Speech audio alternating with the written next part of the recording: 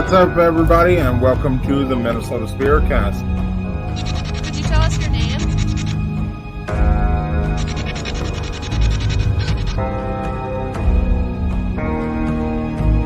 Automatically tell that you were for the little card that we send. That's just like a little tidbit. That's like a little bit. Because I know that you need your heart because we have it.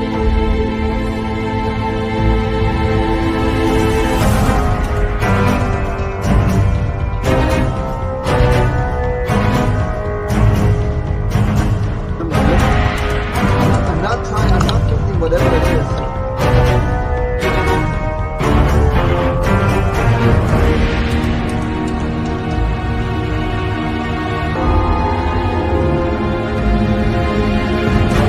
was in this area and walking in. Guys, what was the image to something? Spent some good time on this, and we're going to show it today. So hopefully people like it.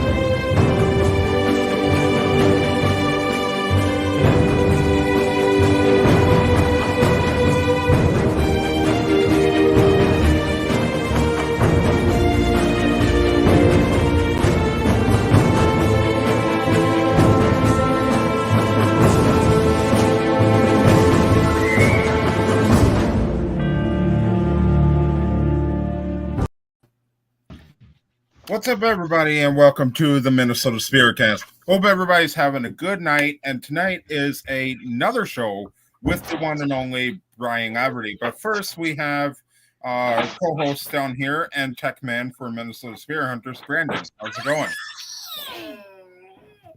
Tech man. The tech man. Maybe you can help me out with a few things. Right? just a casual wave, quick. I tell you, every time I see that video, it just gives me goosebumps. Right. The Global Ghost Hunt video, it gives me goosebumps every time I see it. I don't know if it's the pictures, the music, the whole thing. I just don't know. But, right. I think it's amazing. It's amazing. It's an amazing video. Robert and Eldon did a wonderful job with that. Absolutely. All right, everybody, please welcome back from ParaPost Network and Huntaphobia, Bryan Laverty. Back to the show once again. This is the third time. 2 times. People are going to get sick of me on your show. What's going on here? Oh, we love seeing your face. So tonight, last week, Bryan, we talked a lot about your very successful app, ParaPost Network, and there was so much to go along with it. But hiding in the shadows, we haven't talked about this very much. Tonight, we want to strictly focus on Huntaphobia, which is your investigation series. So, yes. First of all, to get started, why don't you let everybody know a little bit about Huntaphobia? Well, before I say that, I will say about the show last week. I had a great time last week and talking about ParaPost and stuff like that. It was a lot of fun. But I will say there's a good and bad thing about ParaPost Network app. One, it's the good is that it's growing a lot more now. It's getting more popular.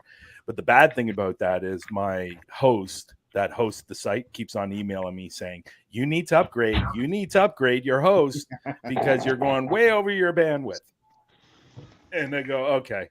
So they emailed me again today and I said, listen, dude, we get it. I get it. We need to upgrade. I get it. But Huntaphobia, really Huntaphobia started right at the beginning of COVID. Okay. So I was out doing investigations with local teams in the area, and it'd been a while since I'd been out in an investigation, and I guess it was just, you know what? There's not a lot going on right now. I just joined the app. I'm trying to. Oh, awesome! Thank you, Kara. So I was trying to decide what I was going to do, if I was going to go out and do an investigations, and was I going to put it on YouTube and stuff like that. But it was more about just wanting to go out and investigate and film and just capture evidence.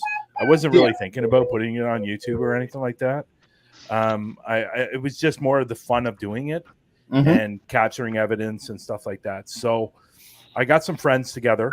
My son, actually, it wasn't my friends. It was my son's friends. He had a guy that did editing and filming and stuff like that. So we decided, okay, well, let's try it and see what happens. And so we went to, it's funny, we went to one of the top 10 places in Canada for the most haunted to start our first video. And it was interesting. We ended up doing 2 places that night, but the first place we went to was called the Blue Ghost Tunnel. And then we went to the streaming tunnel, and we had a great night, and it was just a lot of fun. So really, when it came down to it, after I did those filming those videos, I was thinking, okay, do I want to create a group? Hi, Rosanna.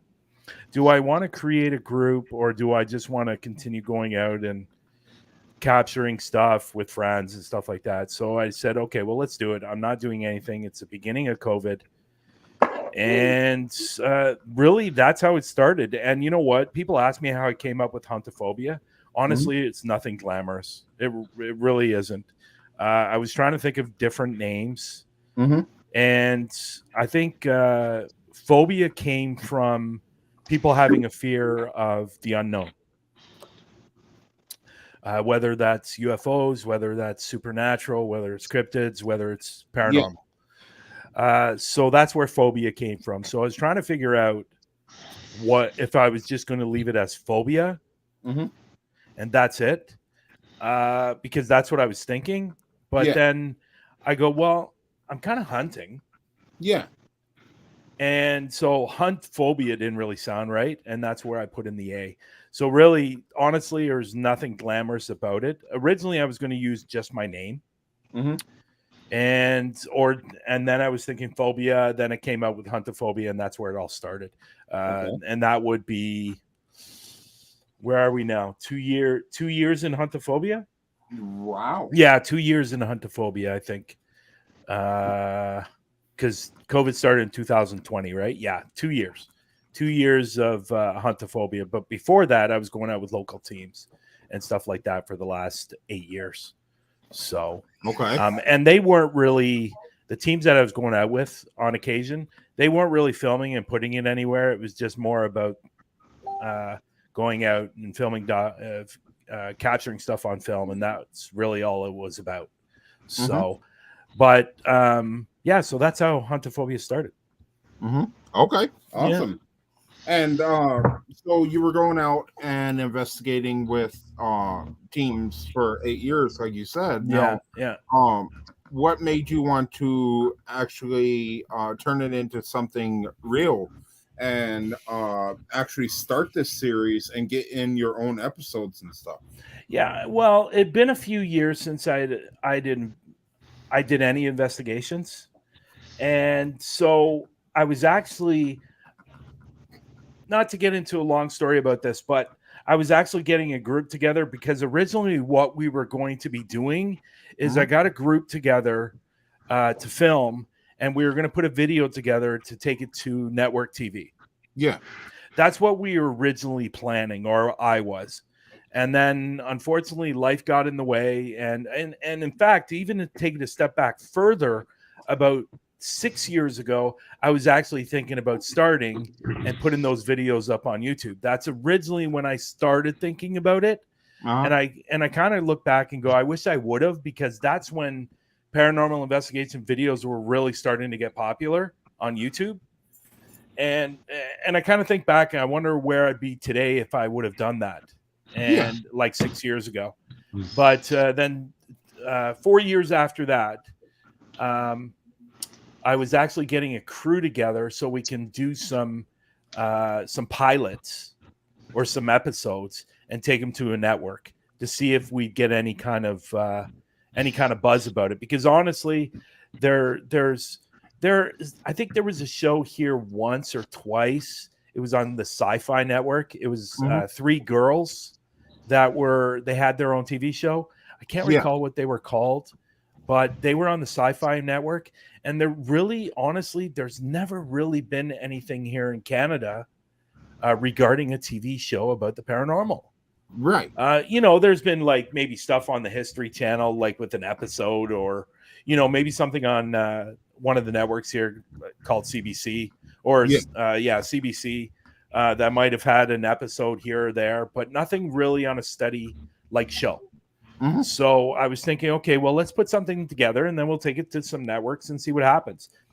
Unfortunately, I later found out a year ago, one of the guys that I was doing it with all of a sudden disappeared.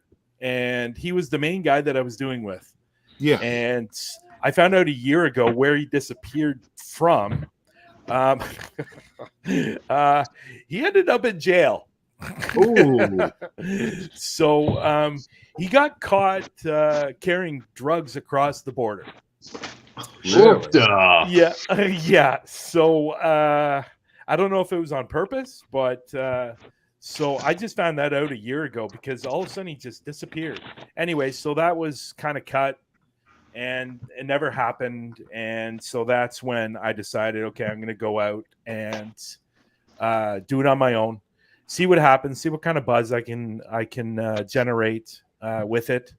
The thought was still in the back of my head to get it to network TV for Canada, but it just didn't turn out that way. And I'll be honest, since I started Huntaphobia a couple of years ago, I've gone through a lot of transition with it, as you guys are well aware. But it was that again.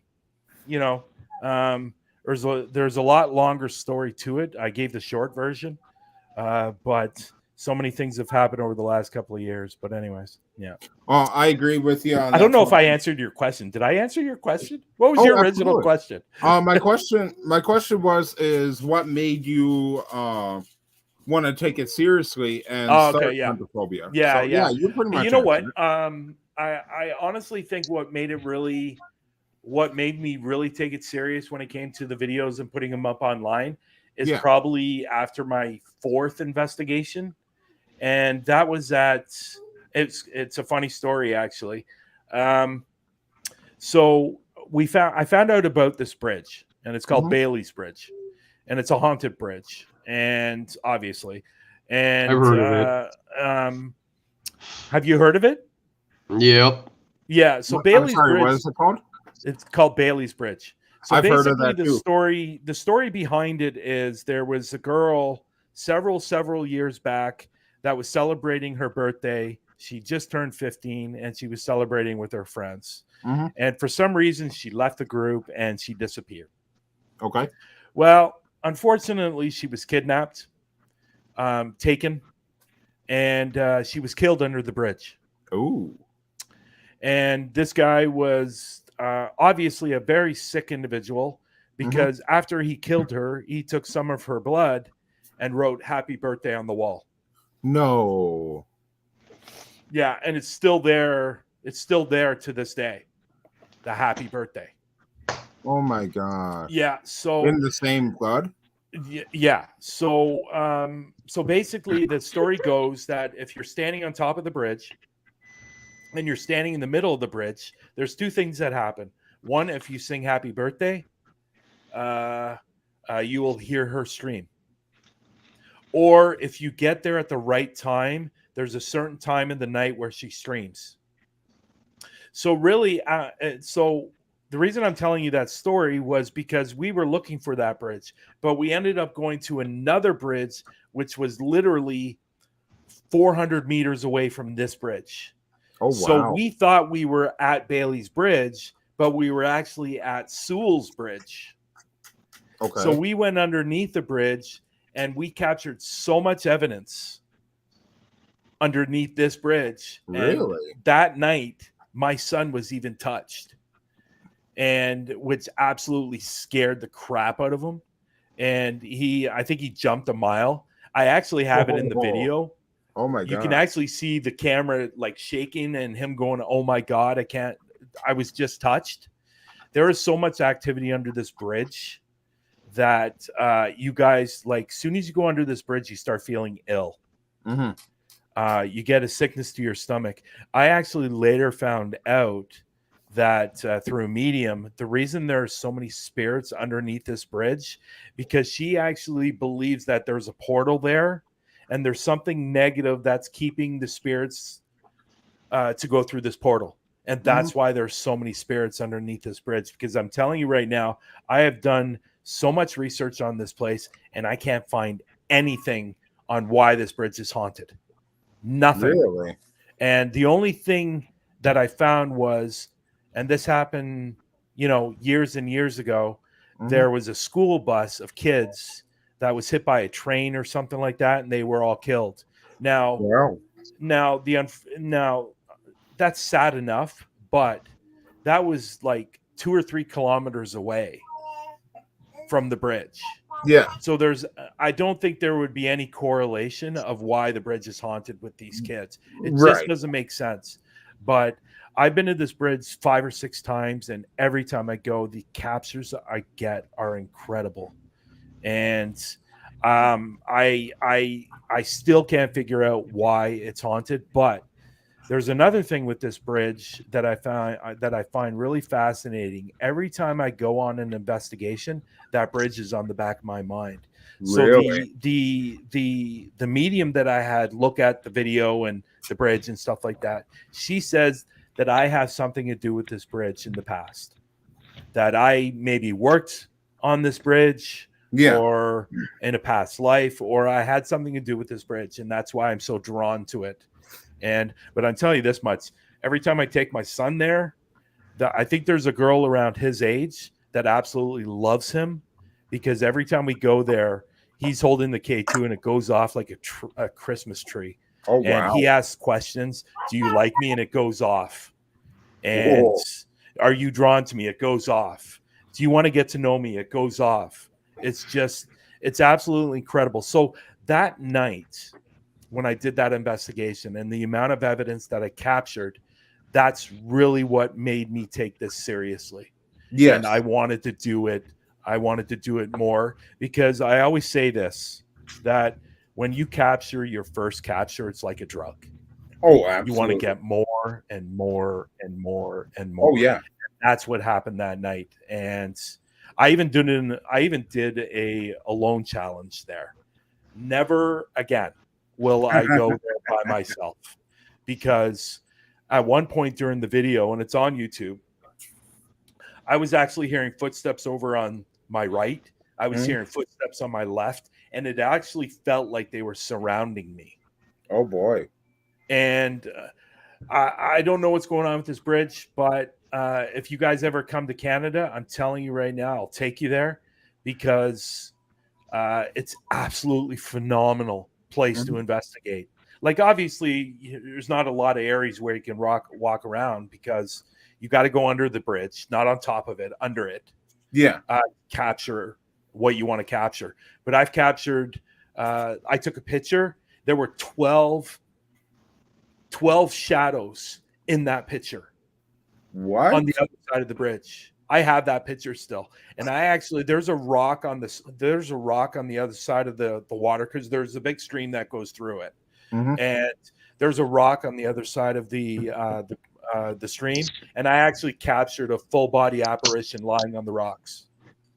Okay, so how hard would it be to send that picture to me so we could display it? I would have to where is it? It's on my Instagram. Okay. Let me see if I can maybe Brandon can look for it on my Instagram. Okay. And you can continue asking me questions so there's no awkward silence. Sure. So actually, our member I don't have Instagram. Oh, okay. So it's down quite far in the post. Let me see if you can continue to ask me questions for sure, and I will just find it. And but it's absolutely amazing. I actually had somebody to look at it, and they actually said there's actually 12 shadows on that side of the bridge. But there's one in particular that I circled that is the one that's laying on the rocks. It's absolutely incredible. Ooh, can't wait to see it, man. Yeah, so let me just switch over to it's pretty far down there, but I will be able to get it for you. No, It's like you guys like that night was really the night that it really said, okay, I got to get more. And, like I've been going on investigations and getting evidence, but I don't know when you're doing it for yourself and not necessarily for other teams. I think to me, it's a lot more important. And it was a lot more, what's the word I'm looking for? It was a lot more, well, I can't think of the word, but it just, the adrenaline of finding all that stuff was amazing. And, I've been able to do a lot, see a lot. And having the opportunity to go to the UK and doing investigations in the UK, it's since starting this on my own and doing what I wanted to do, it's just it's been amazing. So awesome. Now we have a question from Kara. She says, "Sure. Do you think some spirits travel downstream with the water, like if they died at that river?" Then collect together, especially if it's got a portal? You know what? Well, they say that train tracks and limestone and water is a good conduit for paranormal, right? So yeah, I believe that. I believe there's some truth to that. I don't know if they necessarily. Oh, I found it. So I don't know if there's traveling. So when you say traveling down the stream, like they're actually going down the stream, or what do you? I think that's what she means. Yeah. Getting drawn to the portal. Getting drawn to the portal. Yeah. Oh, okay. I'm still. Maybe I would. Anything's possible. I think I've been doing this long enough to not question anything anymore. I think anything's possible, and. I've seen a lot of weird things. So let me just share this. I've seen a lot of strange things and a lot of things I couldn't explain. But, I think that's the beauty of this industry. It's absolutely trying to find those answers, right? So let me just share this. So I just shared my screen. Okay. And so let me show you this. So there you go. This is the actual main apparition that I was talking about. See how it's laying on the rocks here? Yeah. In the circle. So right over here, there's one right here. Whoa. And then there's one right over here, but then there's a bunch over here. I've kind of cropped this picture. So and there's one up here. There's two right there as you can see them. Whoops, I just like that picture. See them right here? There's two right there where my cursor is. See, they're full body apparitions. You can see, see the head, you can see everything. So, but this is the real cool one right here. It's just laying on the rocks. Sitting there. It's just laying. That is a big rock right there. Okay. So it's Oh, I see actually what you're looks talking like about. it's laying on the rocks. Yeah. I wonder if it's somebody that maybe jumped off the bridge. You know what? If they jump off the bridge, I think they're going to break their leg, and that's about it. Because the Pretty bridge much. to the water is not very big. It's Well, probably if they fell about- on the rock, though. Yeah, maybe. That's worth hearing. But isn't that cool though? But what I like is Mhm. right here, these two my bad. apparitions right above the circle. You can literally see them right there. Yeah, I know. Hold on, I gotta take a closer look at this. But this is Okay, called I see Sewell's what Bridge. you're talking about. This is called Sewell's Bridge, and this is what I'm talking about. Now, over to the right side of the picture, there were about 6 apparitions that were caught Yeah. in this picture as well. Now, I will say the night that we did this video, we actually went to the other side of the bridge, and I actually captured something that sounded very, very mean. I'm not going to say demonic because I don't like the demonic word, Right. but it was very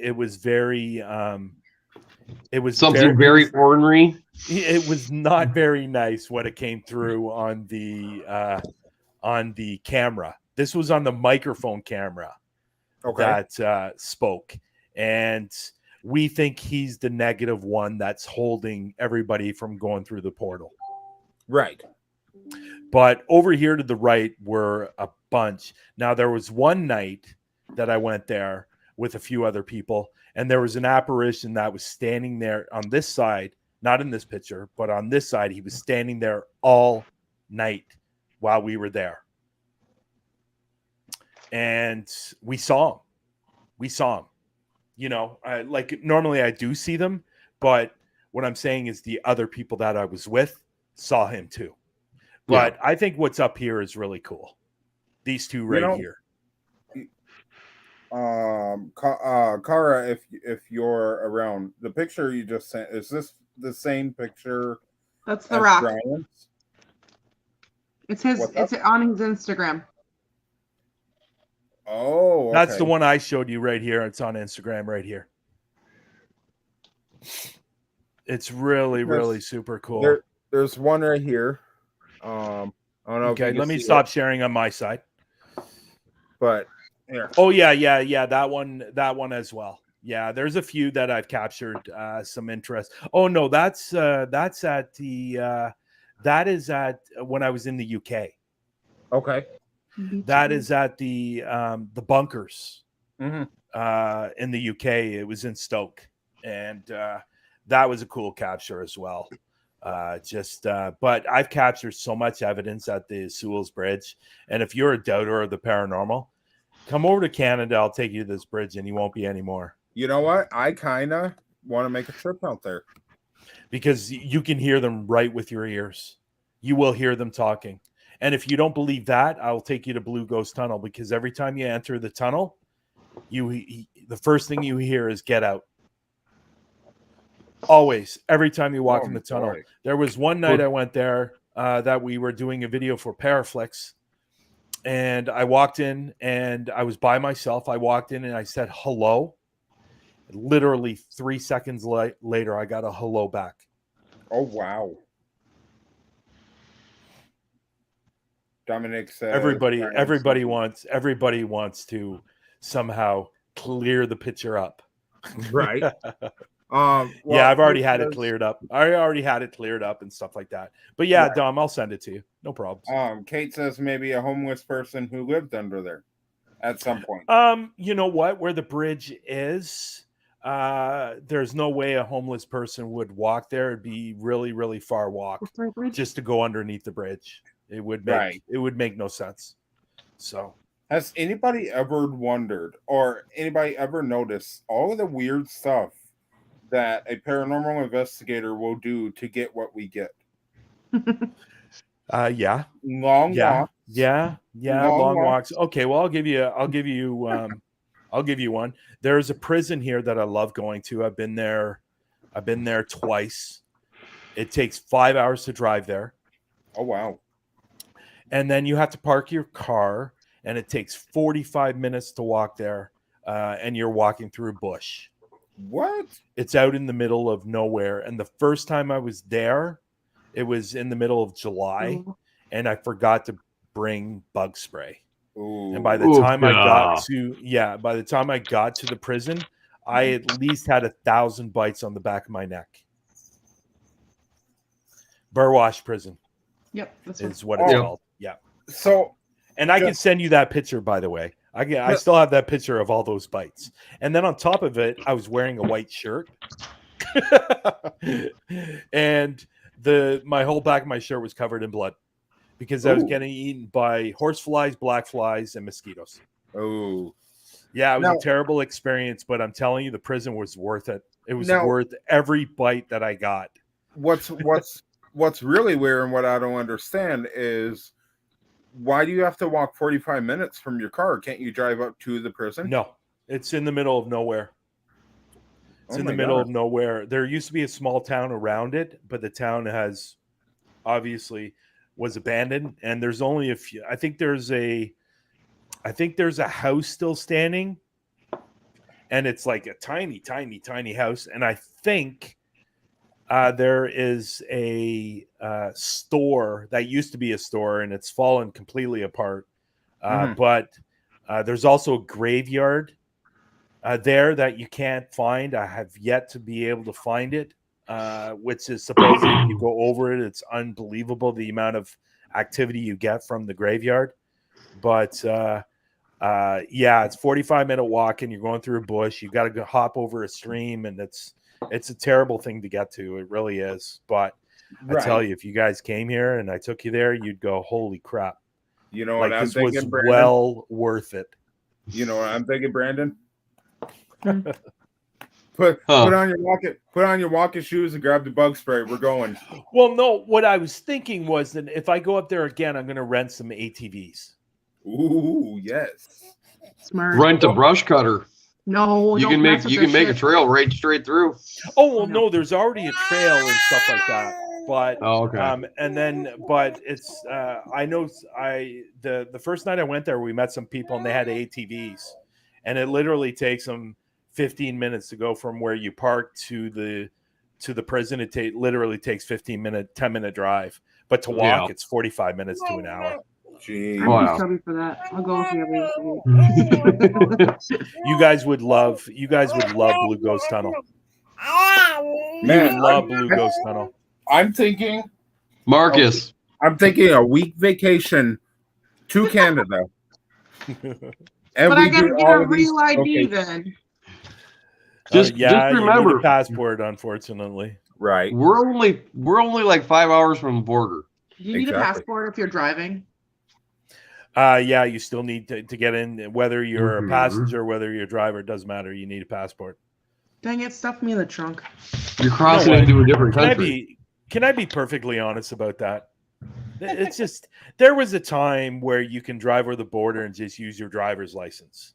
What happened to those days? Right. Like, seriously. Like, it'd be nice if we could just go over the border. Aren't we supposed to be neighbors and getting along? And I don't know if the Americans really know what Canadians are like, but we're not the ones that create bombs and go over and blow up stuff. Yeah. We're the actual people that go to places and peacekeep. Right. So it's just ridiculous. But anyways, if you have your passport and you can come over, and I'll definitely take you to the streaming tunnel. I'll take you Dom's in the room and he knows this place too. The Hermitage Ruins. I could take you to the Blue Ghost Tunnel. I could take you to Sewell's Bridge. I could take you to Bailey's Bridge. There's so many places that I can take you to. I'm hoping this summer that I'm going to get to Gibraltar. It's a lighthouse. It is in the top 10 of most haunted places in Canada. And it's literally 15-minute drive for me and a ferry boat across the water of Lake Ontario. And it's on the island. And it is actually one of the top 10 places in Canada for being the most haunted. So the Hamilton, you know what, Dom? The Hamilton Cemetery really doesn't do anything for me. Cemeteries don't do anything for me. I don't know why. My theory on cemeteries are that if you're dead. And why would you want to hang out in the cemetery? Right.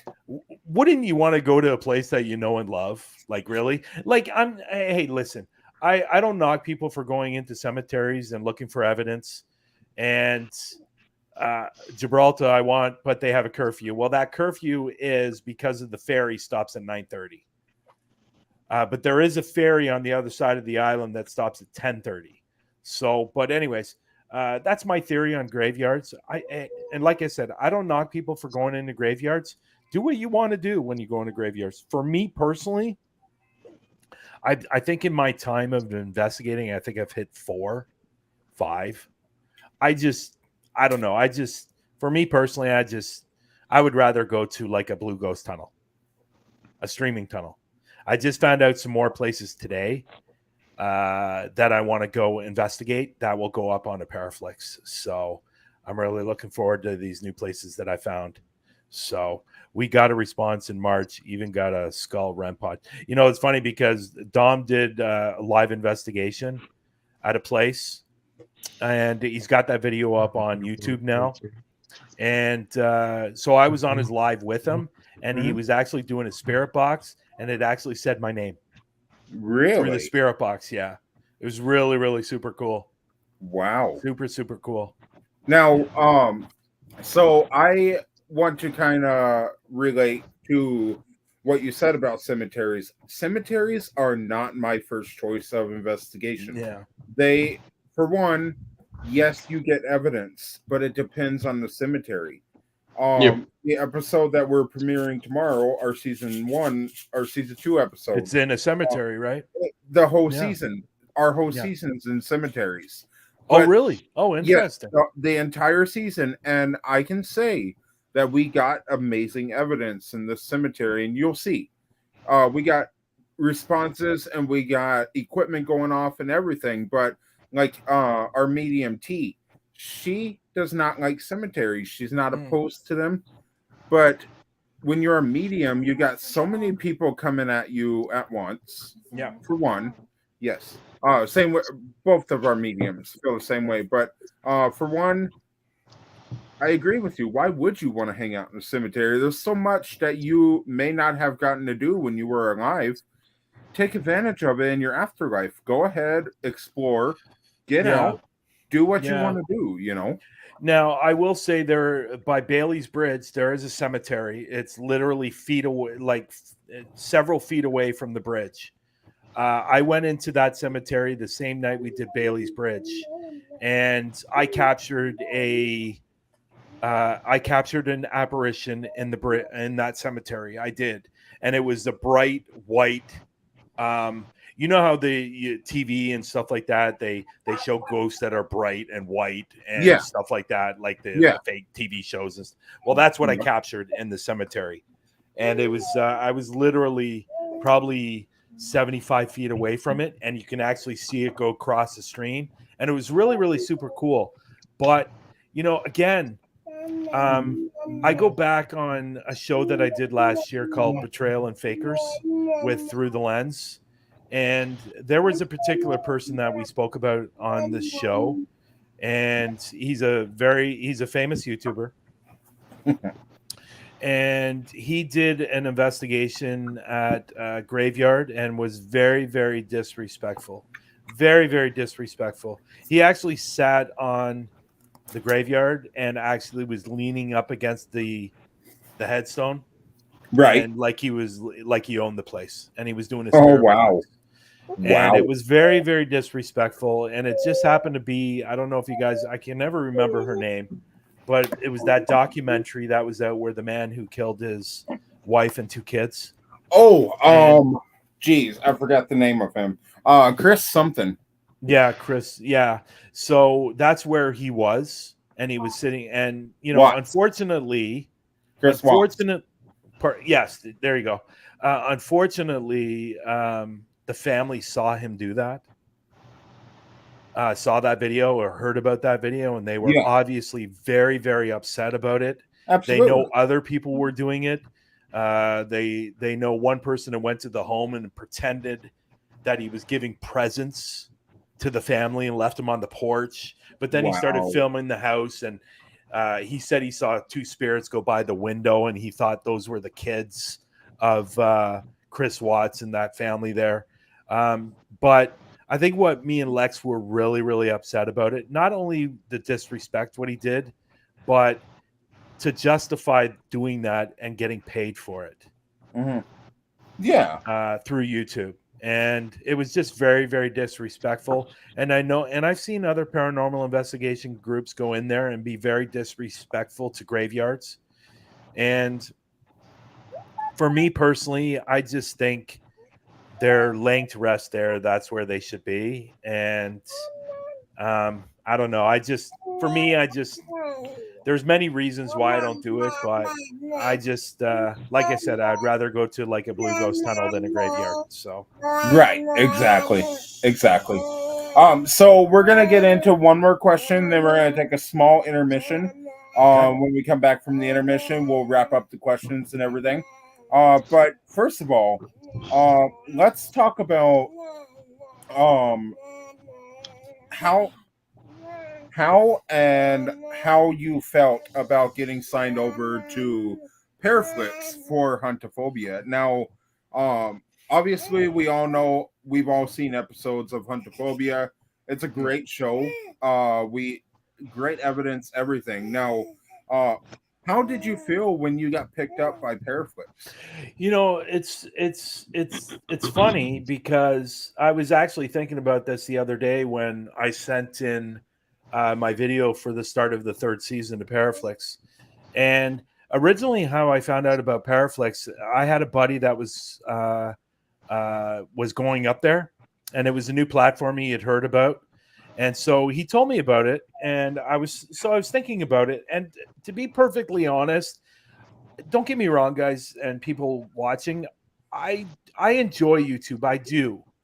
And there's other stuff I watch on YouTube other than paranormal investigations. I'm a big fan. I don't know if you guys have ever seen them. I'm a big fan of those audits that happen a lot in the States. I don't know if you've ever heard of them, but they're great. But so honestly, when I was putting up my videos on YouTube, I just felt like, I don't know. I just felt like, well, first of all, there's over 37 million channels on YouTube.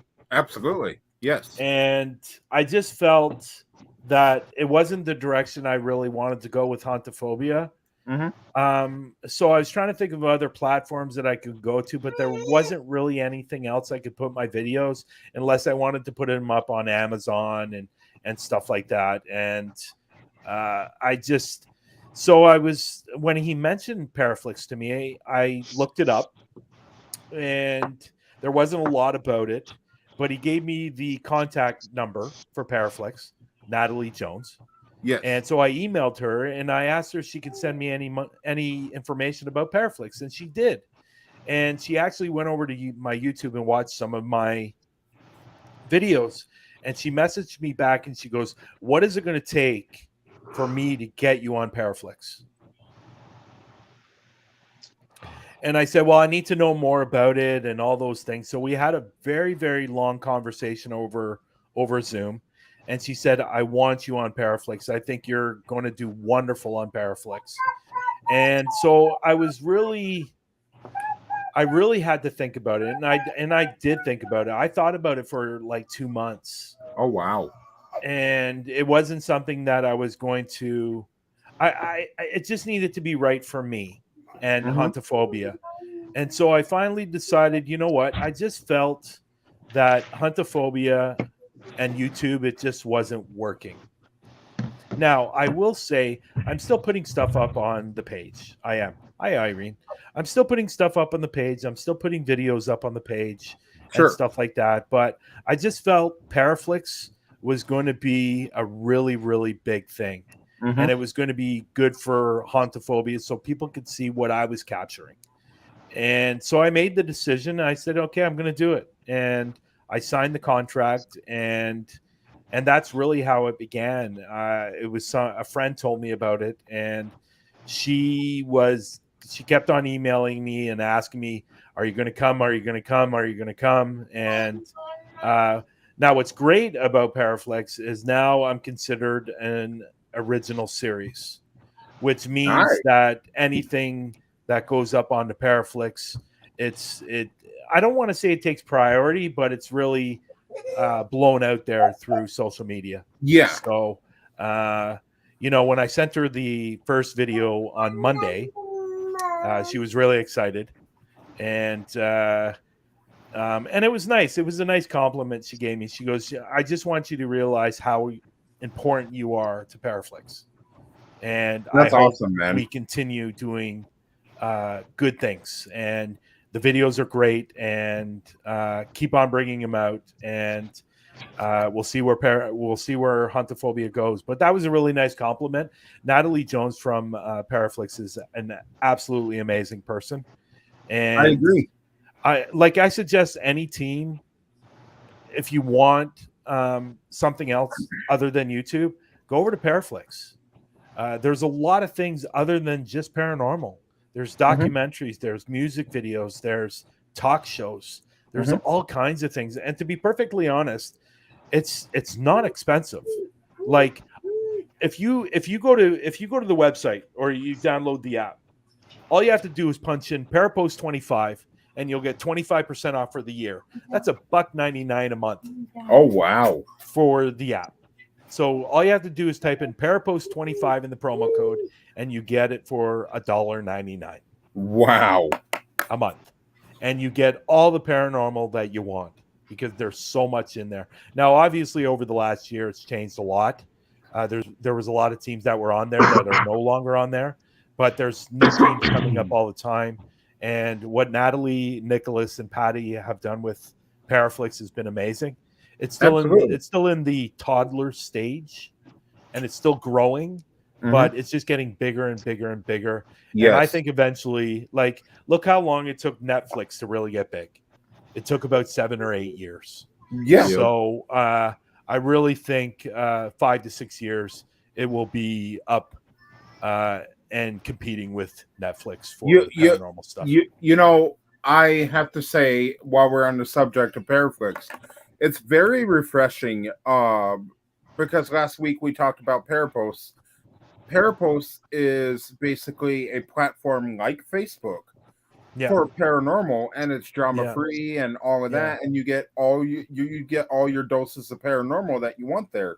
Yeah. Now, the beautiful thing that Natalie Jones has made a streaming platform strictly for paranormal. Yeah. And you can get your fix of paranormal no matter what on this app. And to be perfectly honest, it's going to take you, if you want to watch everything on there, it's probably going to take you 2 years. Oh yeah. To watch everything. And Natalie, Nicholas, and Patty have done a wonderful job with the platform, and it's growing and it's getting bigger and bigger. And one thing I love about PARAFlixx and ParaPost are partners. Right. And I don't know if you know that or not, but I did not know that. If you go to PARAFlixx, you will see in the header ParaPost. So we are partners when it comes to both of our platforms. And Natalie's posting on ParaPost every single day. And it's amazing. And I've been able to really expand the Huntaphobia brand a lot further than I think YouTube would ever have done for me. And that's why I love it, and that's why I made the move. And now to be considered an original series on the platform has been amazing as well. Absolutely. So yeah, that's got to make you feel good. It's got to. What would make me feel really good is if it would speed up about 2 years and it would be up around the same as Netflix. But, it'll get there, man. You know what? Everything takes time. Like the exact same thing with ParaPost. And like we spoke last week about ParaPost. And in the week's time, I think we've had 70 new users come to ParaPost. So it's growing. We're getting like 2 or 3 new ones every day. This happened after our show with you? Yeah, after your show. Yeah. Oh my God. From then till now, we've gotten like almost 70 new users on ParaPost. And it's true what Joshua was saying. Be patient. Just offer quality content, and that's what I'm trying to do, and everybody else is as well. And from the first time you joined ParaFlixx till now, it's a little more stricter to get on the platform because the expectations are a little bit higher. Yep. And you can't be using a shitty camera, to be honest. Right.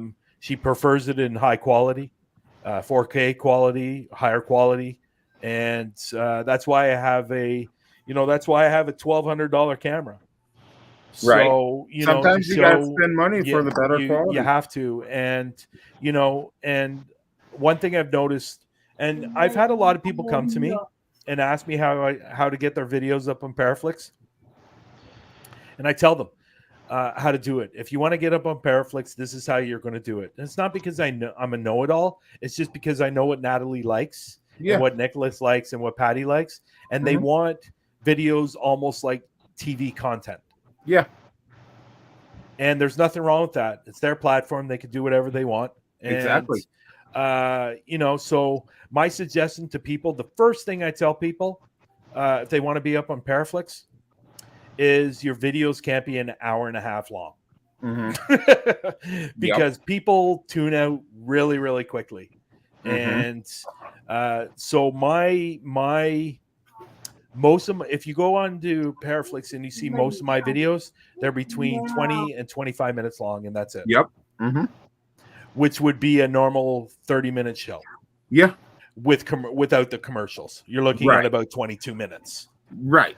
So I try to keep them down there, and having a good intro, and having quality stuff.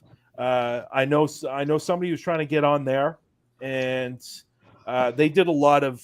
Now, for me personally, I don't know about you guys, but for me personally, I am not a big fan of night vision.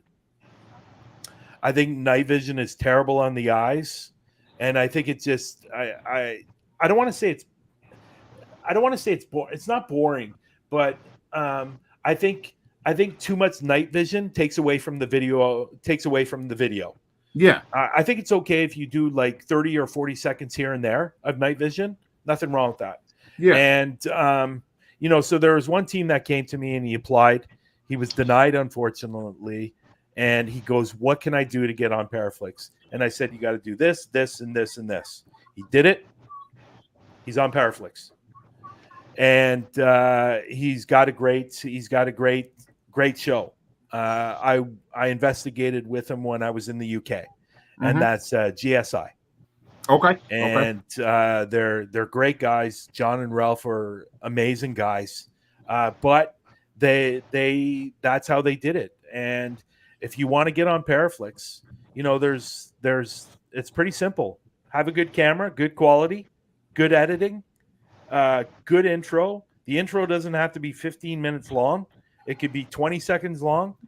And make sure your video is not an hour and a half long, because it's not going to go up on ParaFlixx, because it's way too long. And you know what? Make sure that you take away the dead space. And what I mean by that is there's times where you could just be walking through the woods or something like that, for example, and you don't really need to have that in the video. Just walking through the woods, because nothing's really happening. You're going to another location, or stuff like that. You got to really be mindful of and really think about, because honestly, people are not going to want to watch that. Like, it's bad enough that people go to YouTube and watch your video for 30 seconds and then go to something else. So you got to keep mindful of those certain things that you have to do in your video. So again, have a good intro, good editing, quality camera work, and taking out the dead space. If you do that, you will be up on ParaFlixx. Question. That's it. Yeah. So rather than night vision, use like one of the lights that you can put like on top of a camcorder. Then exactly. Exactly. Hey, listen. There's nothing wrong. Well, IRs work with night vision, though. Yeah. Oh. Okay. There's nothing wrong with night vision, but you shouldn't be doing night vision in a video for 15 minutes. If you are on your investigation, that's great, but the whole 15 minutes doesn't need to be in there. Right. You can put 2 minutes of it, a minute of it, but it's way too long. And again, night vision is one of those things where either you love it or you hate it. And I'm not a fan of night vision. Now, there's been night vision in my videos only because the camera guy that I had, they used 3 different cameras. Yeah. In my videos. So, and one of the videos was night vision. Okay. So he would only put in like 20 seconds of night vision and that's it. And every so often during the video. It's the exact same thing with the FLIR. You know, he would rather put the FLIR in the corner than have the FLIR instead of the FLIR throughout the, like the whole, you know, when you're looking at the video, it's not the whole video. It's a little box in the corner with the FLIR. Okay. He does that with his videos. I do that with my videos. And, you know, it's just really, you got to be mindful of those simple things. Like the difference between me and my editor looks at it as a TV show. I look at it as a paranormal investigation and capturing evidence, and that's what people want to see. So we were always butting heads because he was taking out stuff that I wanted in. Yeah. But he goes, well, it doesn't flow. It doesn't flow. If you put this in here, it's not going to flow. I understand that. And it's also got to flow. Your video also has to flow. Can't be choppy. You know what I mean?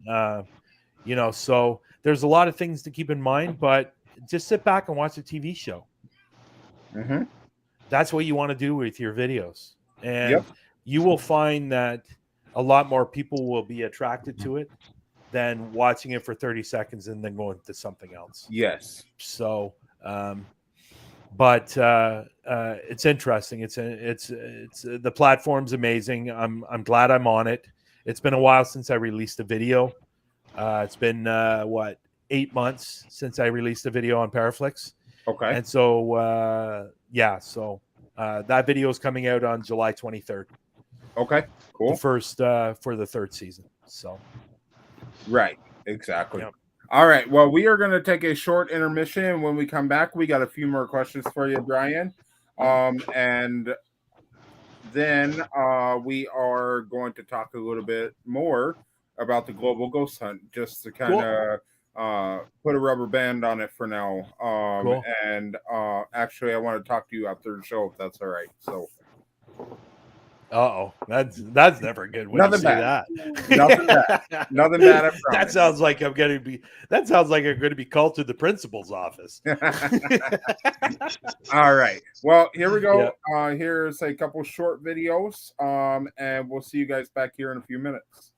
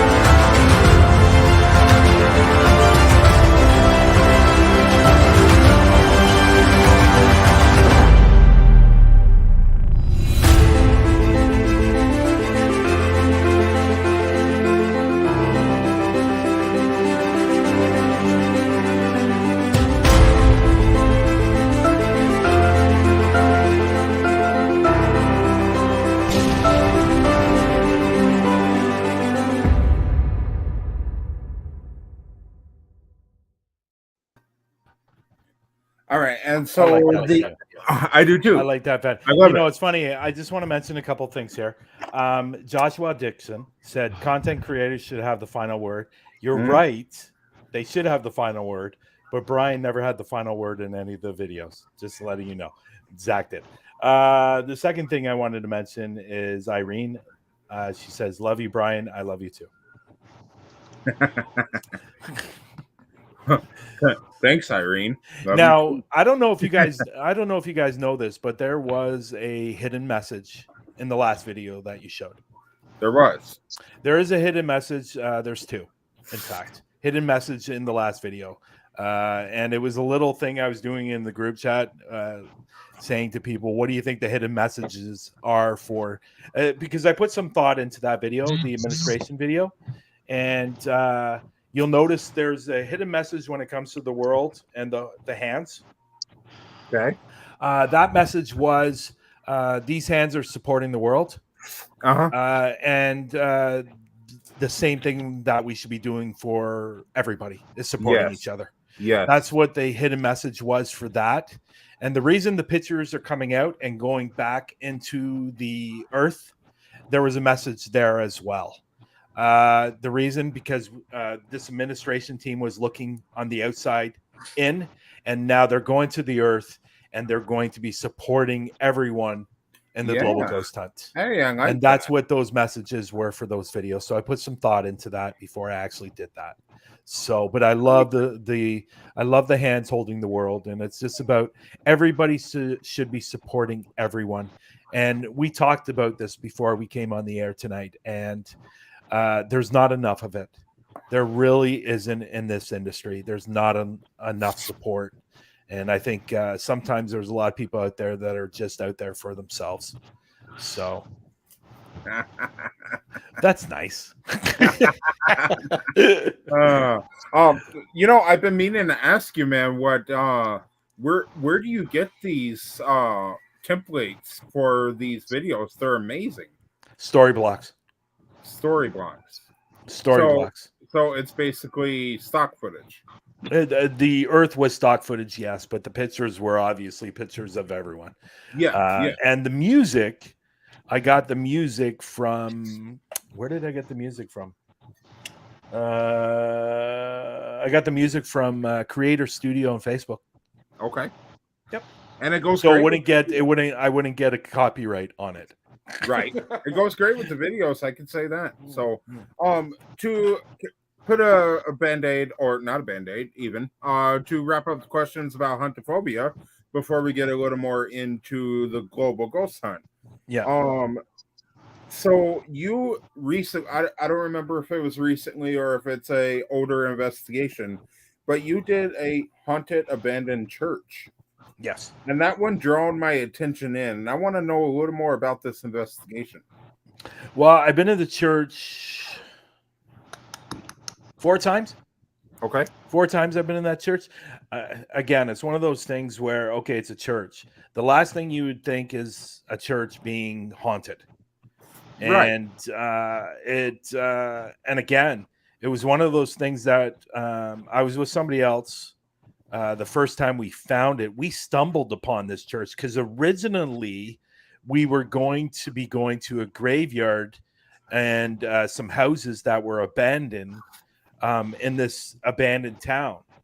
And of course, there's other businesses that are up there now, but it was an abandoned town at one point.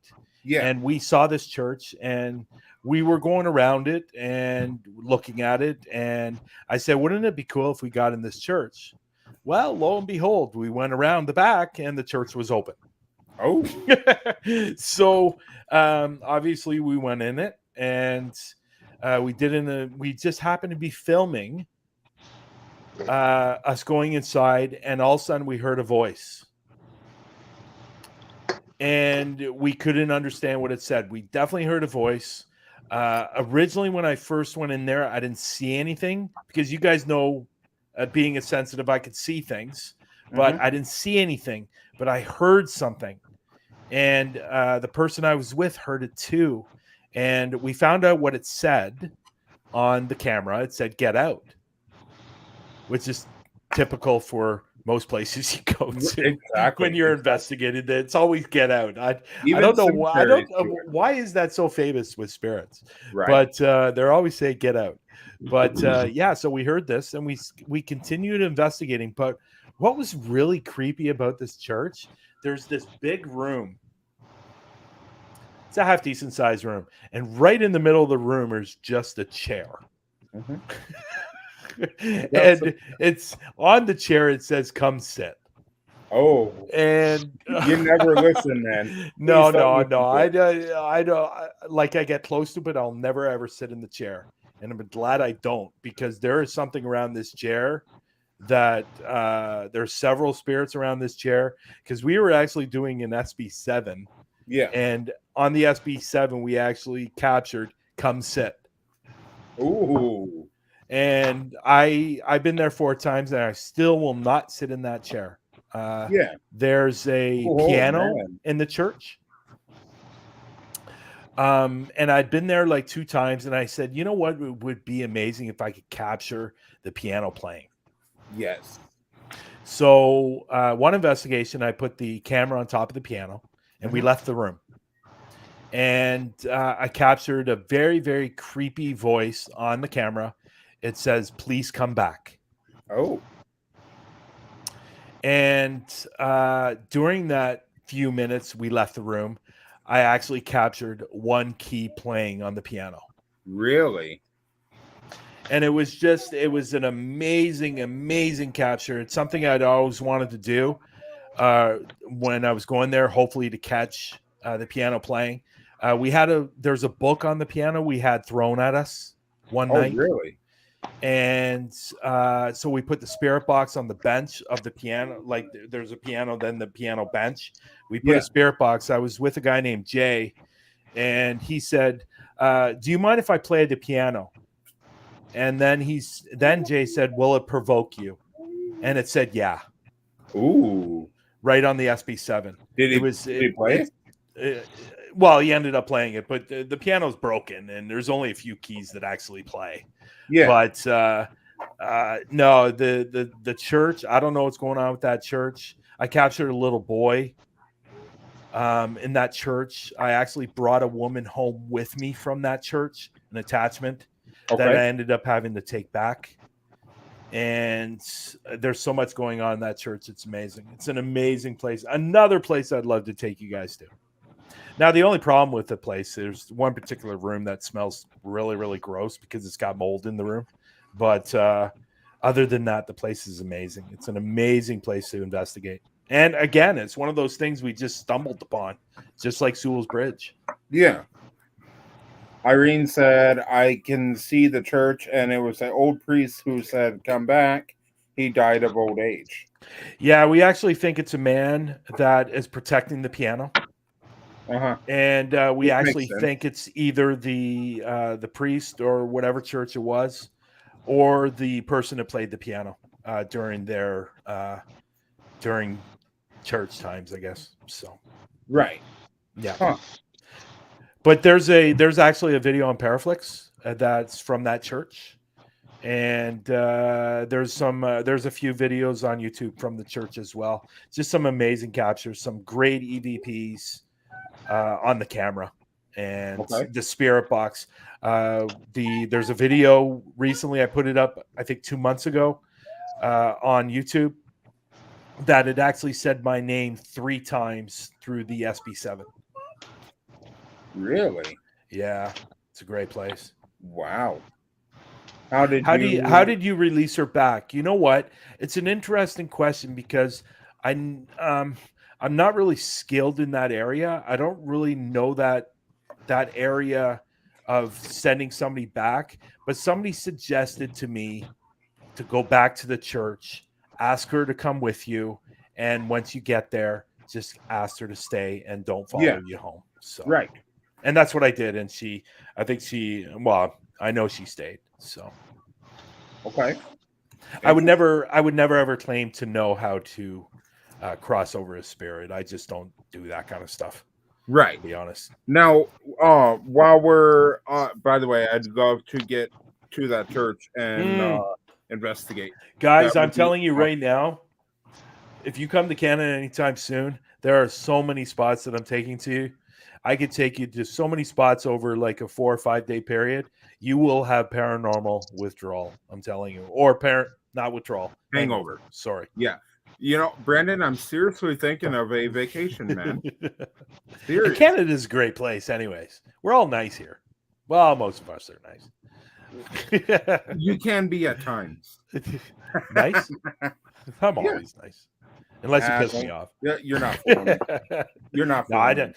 Yeah, I don't get pissed off very often. It's got to. You have to do a lot in order to piss me off. Oh yeah, absolutely. You know, while we're on the subject of your investigations, another one drew my attention.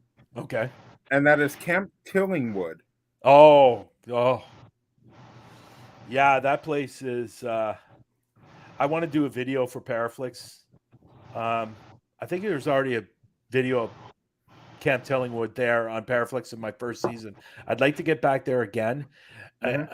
I don't know what's going. Again, it's one of those things. I have no idea what's going on with that place. It used to be a girls' camp. Yeah, and in actual fact, there was nobody that actually died there. But we actually think because these girls love this camp so much that some of these girls that passed away at a young age went back there and that are there.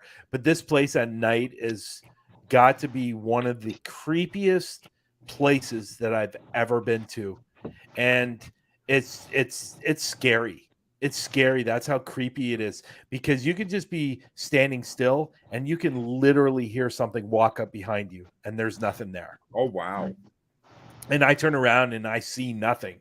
And I think the scary thing for me is that when I go to these places, I usually do see something, but at this place, you don't see anything. And I think there's actually something not very nice there. And he's trying to keep everybody out. But this place, I'm telling you guys, it's another place. It is so creepy at night there that it makes your bones shake. That's how creepy it is. I don't know if it's the abandoned cabins. Yeah, but it's just so I can't stress this enough. It is super, super creepy. Super, super creepy. And I don't creep out that easily. And I don't get scared that easily. Are we still talking about Camp Tillingwood? I am. Okay.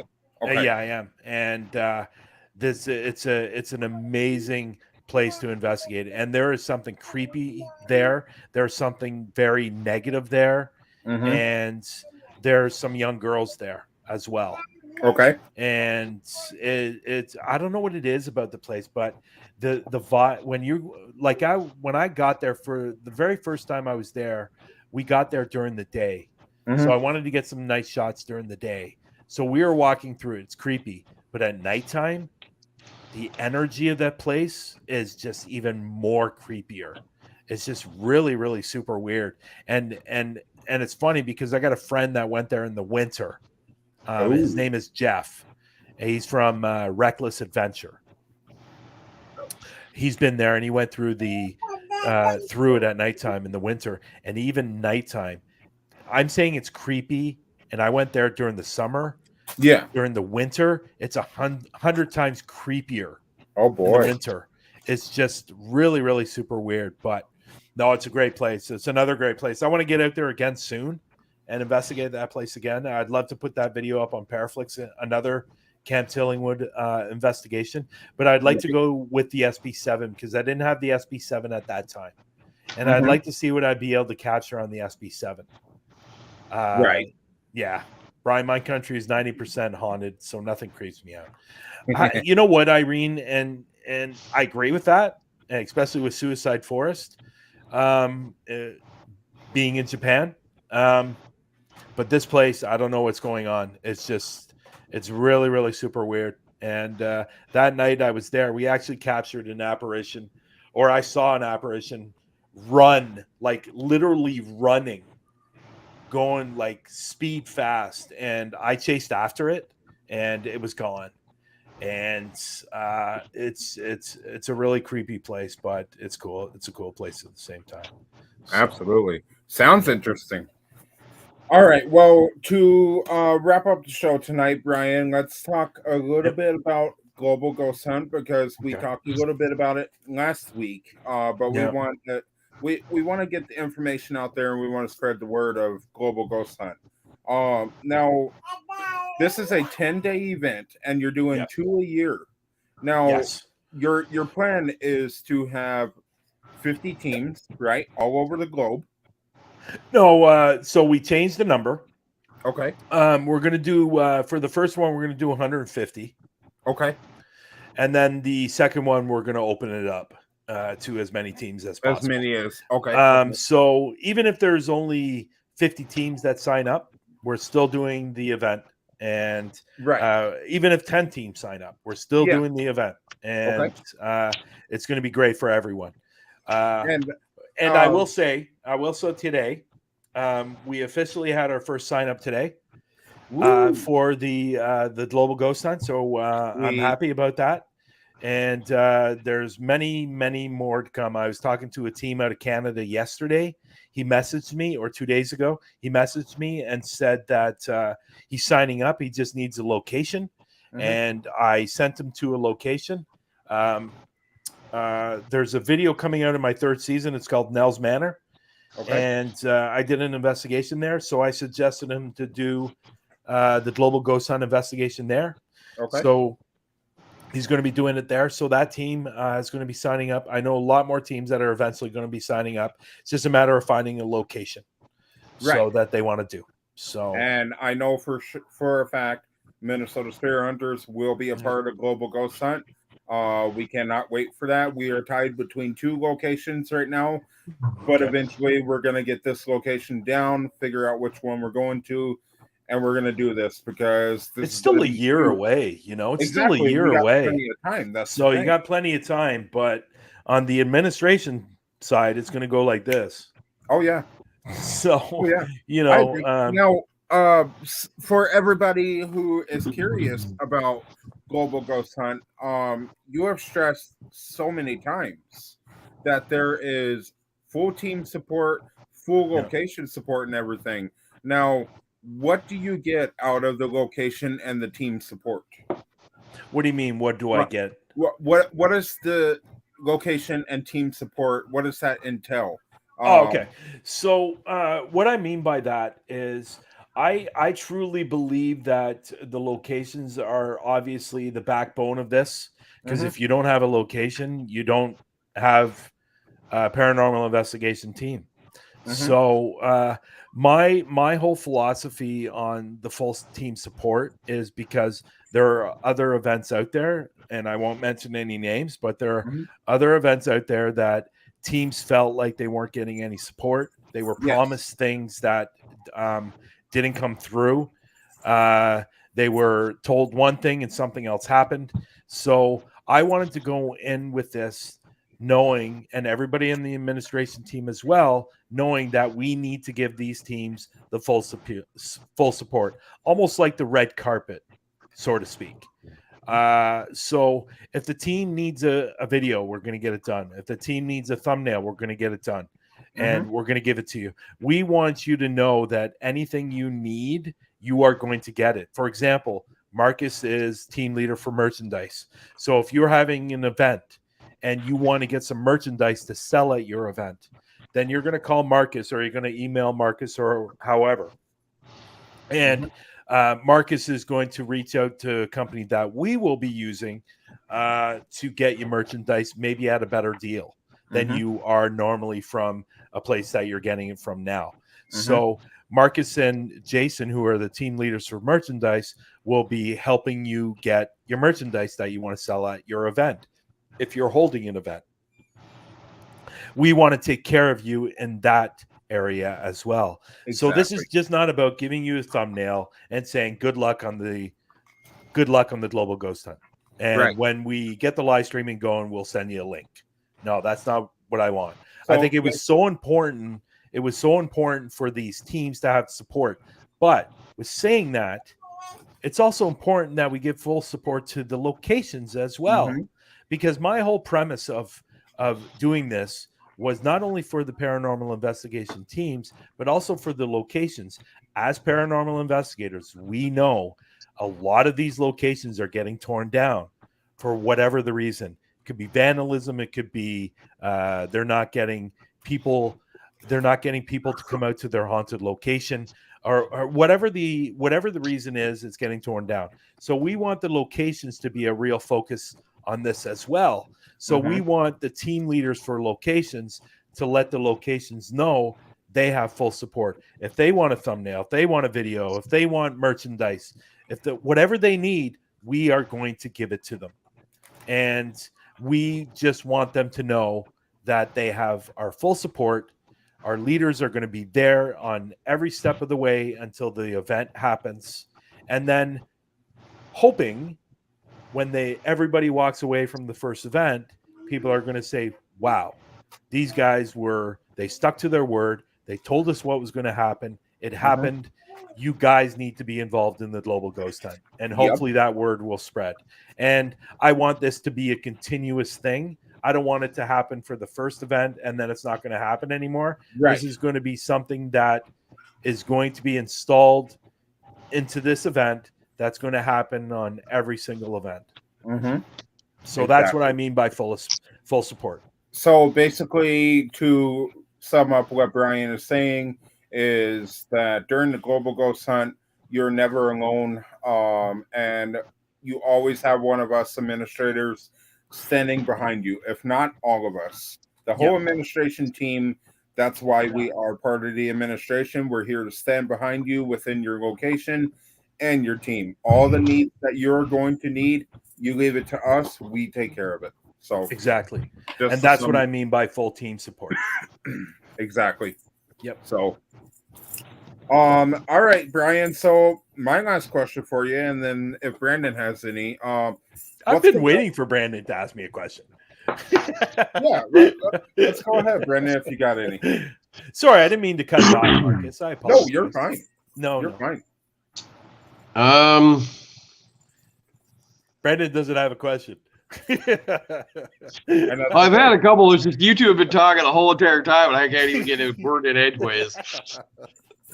You know what? You know what's funny about that is the fact that I think it happens on every podcast show that once you get talking about the paranormal, you just the show goes like that. First of all, like time flies, and I think all three of us are really passionate about what we do. Absolutely. In this field, and it's just like back and forth. You know what I mean? Just talking about it. And I apologize, Brandon, that you didn't get a word in edgewise there. If I would have known that, I would have throw it away and right. Sometimes I need to do that. Well, back at the beginning of the show, you were mentioning about how your first piece of evidence, and then it's you're hooked. Well, I remember what mine was. I went to the Grant House here in Rush City, Minnesota, and I got a woman's voice saying "leave," and ever since then, I mean, it's just been gung ho, full forward, trying to get everything that I can. Yeah, it's funny you say that because the first night I was investigating was it the first time I investigated the Blue Ghost Tunnel? The second, might have been the second. My buddy, Antonio, who was in the first kind of, I don't want to say season, but the first several videos, he was actually filming with his phone and just walking past, because when you walk into the Blue Ghost Tunnel, there's these ledges against the wall and there's all these candles. Obviously, people doing seances in the Blue Ghost Tunnel. So he just happened to be filming this ledge with all these candles, and he actually captured a woman on his phone saying "leave." Wow. Yeah, it's funny. I always find it fascinating. They're either telling us to leave or get out. Right. Like we're going. Honestly, I think the big part about that is I think they just want their peace. Yeah, true. True. They're used to not having people there. They're like, what are you doing here? Get out of here. Yeah. Well, here's an idea. Answer our questions and then we'll leave. Exactly. Very simple. Exactly. Yeah. But I appreciate that question. Thank you. Well, it wasn't really a question, was it? It was more like a statement. But anyways, they don't want you by. Yeah. No. They don't want you by. Unfortunately, we're going to continue going. Yep, of course. You know, it's up to them if they want to talk to us or not. Who's going to stop us? That's interesting. Never really took paranormal that seriously until I was physically attacked. No one believes me, but I know what happened to me. Yeah. I think that's when I think those. If I were to walk into a place with a skeptic and they got touched, I think that would immediately turn them around. Right. Because my son was kind of a skeptic, and when he got touched, he jumped. And it's funny because I was talking about that earlier, and my son got touched at Sewell's Bridge, and he almost jumped out of his pants. And actually, the other camera guy was filming him, and he actually had a tear coming down his eye because it scared him so much. Oh wow! And that's actually in the video on YouTube as well. So it's fascinating. I love it. I love everything about it. Yeah. So when I went to White Hill Mountain, I'm talking. Go ahead. I'm talking too much. Go ahead. So what really gave you the spark for the idea of Global Ghost Hunt? You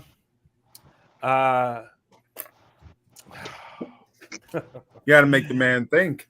Yeah, no, it's not that I have to think. I just, to be honest, I was with the other event, and I was an executive member with the other event. I won't say the name.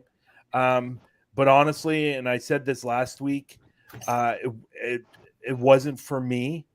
And I'm not going to put down the other event at all because I know I know some people that are involved with it, but I just didn't like what I was seeing.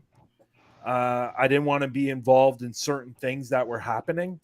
And I just didn't like the way they do things. And that was my own personal opinion. And I just didn't want to be a part of that. So I left. And probably about 2 or 3 weeks before that, though, I was talking to AJ from Talking with the Source. And I was actually talking to him about starting my own. And he said, do it, dude. Do it.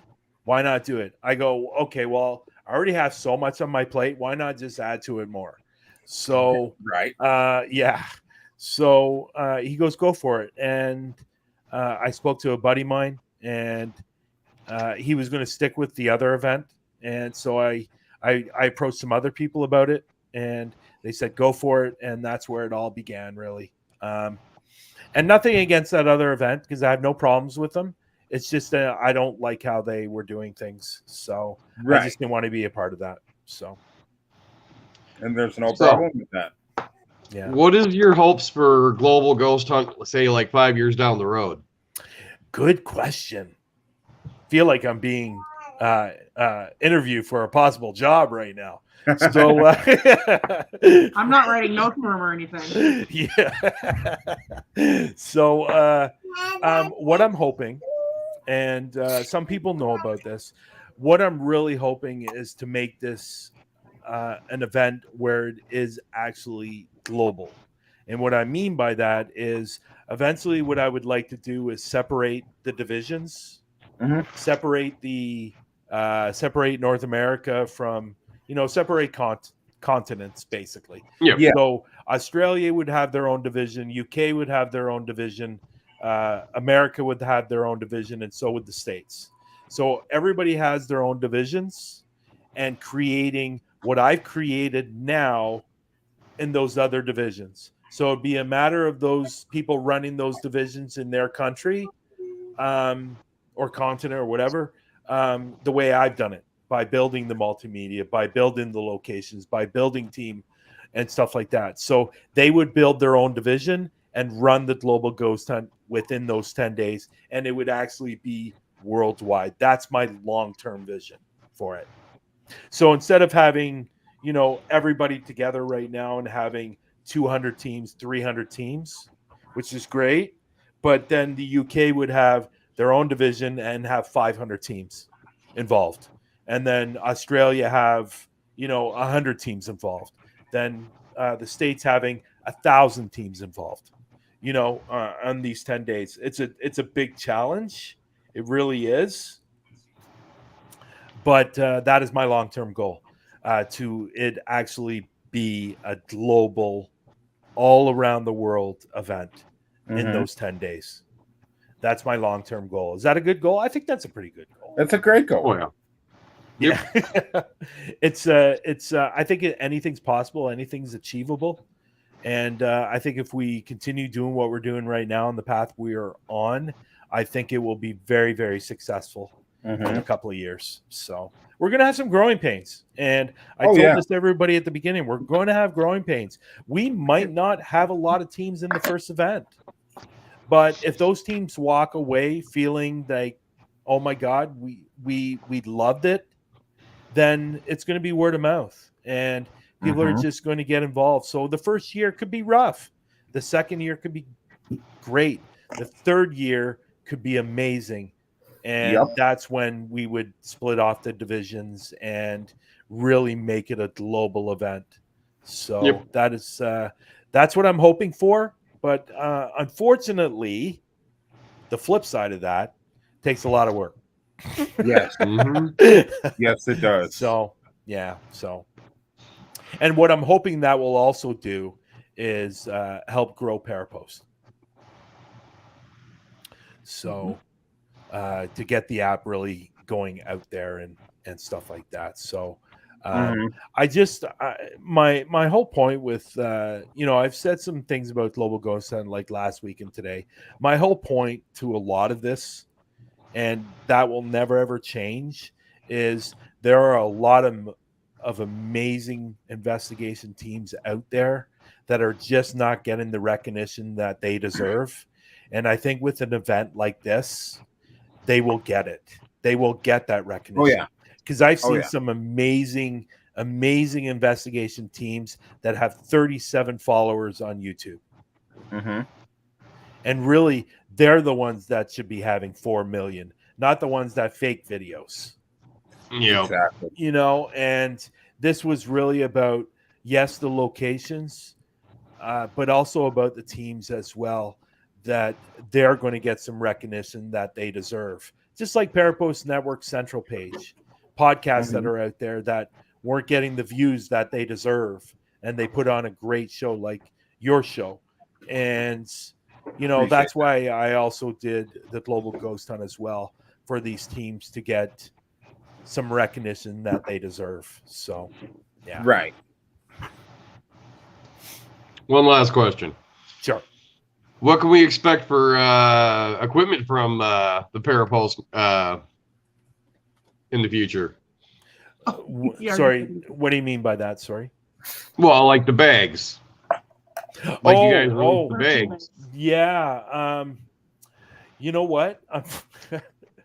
It's been really, really bad, but the Global Ghost Hunt has really taken up a lot of my time the last 3 months.